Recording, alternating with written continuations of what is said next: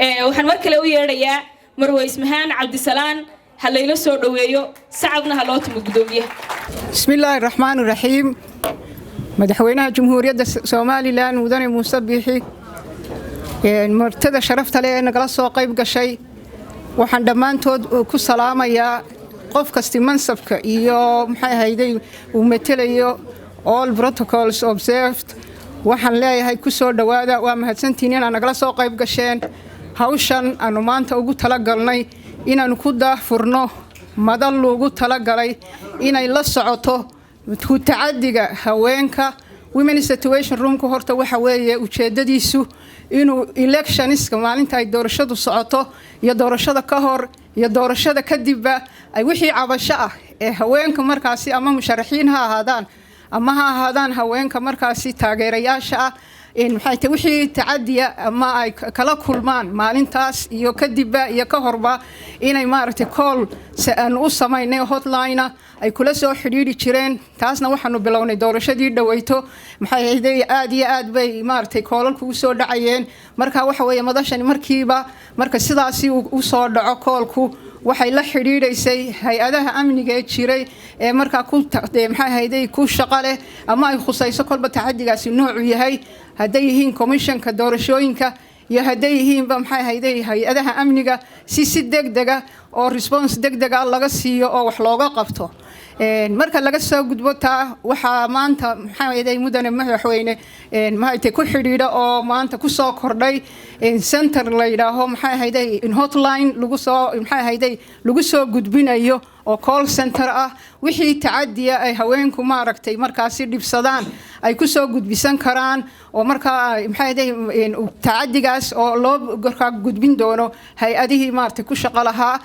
mudane madaxweyne waxa weeye centerkani wuxuu kaabaya hay'adihii markii horeba jiray ee ka shaqayn jiray maxay ahayd waa kaabis iyo coordination iyo isku xidhnaan maaragtay wada shaqayn leh oo ay hay'adaha ka shaqayn jiray haday noqoto hay'ad dawliya oo ay ugu horeyso wasaaradda horumarinta shaqada iyo arrimaha bulshada oo markaasi protection center lahayd hay'adda Bahikoob hay'adda maxalliga ee waabo oo aan ahna member of nagaada oo protection center iyana lahayd in kulli marka wax laga wada qabto si degdega looga hortago wixii tacadiya markaasi soo kordha centerkii wadiga soo arkay iyo qaybihiisii uu kala duwanaayo dhan waxaan ugu talagalnay mudane madaxweyne in maxay ahayd wax laga qabto arintaas mudane madaxweyne wax qabashadeedu waxay ku xidhan tahay iyadoo loo sameeyo oo la hirgaliyo oo mudane madaxweyne nagala shaqaysid xeerkii xakamayn lahaa maxay ahayd tacadiyadaas